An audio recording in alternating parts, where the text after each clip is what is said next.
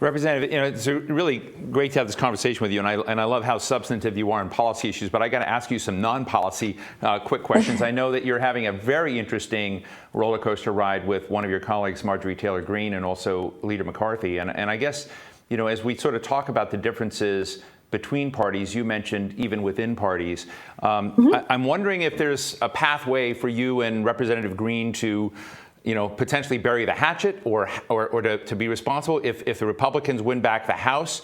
You were opposed to her losing her committee assignments before. How do you feel going forward?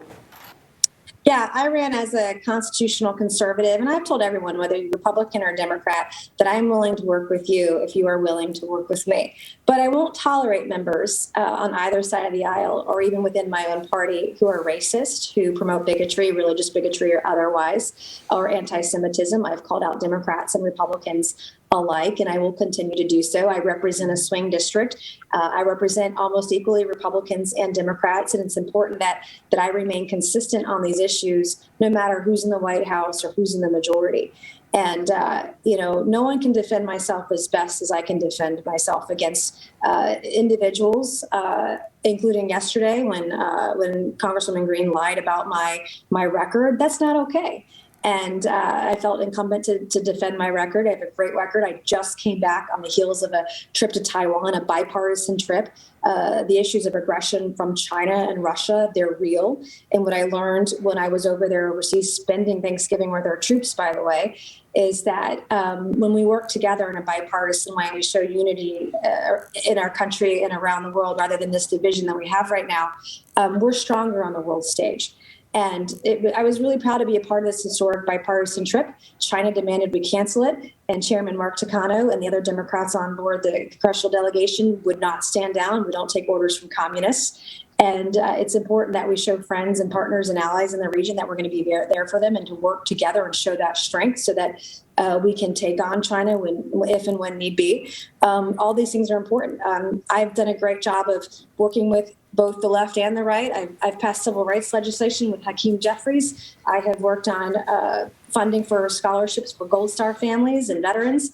I have passed that bill out of the House. That was my second one. The third bill I worked on with Ro Khanna, a progressive out of California. We passed legislation related to our national security and the means of cybersecurity. And so I want to be an effective leader in Congress, and that means defending my record when I need to, even if it's against members of my own party, but also passing legislation that has meaning. And this particular bill, the States Reform Act, has great meaning to me and people from all walks of life. And right. I will continue to work hard and defend my record when I need to, and call people out for their BS too. Right. So all of the above. Is Leader McCarthy giving a green light to some of the extremists in the caucus and making life uncomfortable for moderates? Is he setting the right tone? I mean, he's tried to do his best, but some of these, QAnon sort of leaning QAnon members of the conference, they're never going to listen to leadership, and they're not normal in any way, shape, or form, especially when you're like doctoring. I mean, one of the things she did yesterday was doctor videos of an interview that I did to warp where I am on life issues. And so, the leadership has done a good job of trying to, I think, rein that in. But at some point, she's out of control and totally unhinged. And so that's not my problem. I will step up and speak out when I feel like my record is being distorted or someone is lying about my record. It's important that people understand the truth. And my constituents, they hired me to do a job, and I'm fighting for them. And I represent not only my constituents on both sides of the aisle, I represent my state and my country. And I'm going to continue to fight for the values that make us a great nation, no matter who's coming after me.